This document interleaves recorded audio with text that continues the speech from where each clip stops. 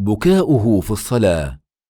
عن عبد الله بن الشخير رضي الله عنه قال: أتيت رسول الله صلى الله عليه وسلم وهو يصلي، ولجوفه أزيز كأزيز المرجل من البكاء.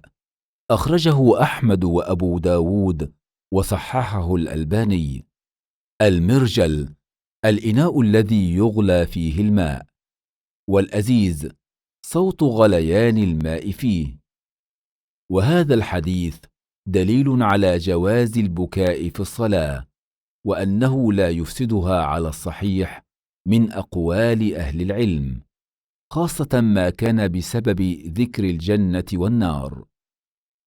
وعن علي رضي الله عنه قال: ما كان فينا فارس يوم بدر غير المقداد، ولقد رأيتنا وما فينا إلا نائم إلا رسول الله صلى الله عليه وسلم تحت شجرة يصلي ويبكي حتى أصبح. أخرجه أحمد وصححه الأرنؤوط.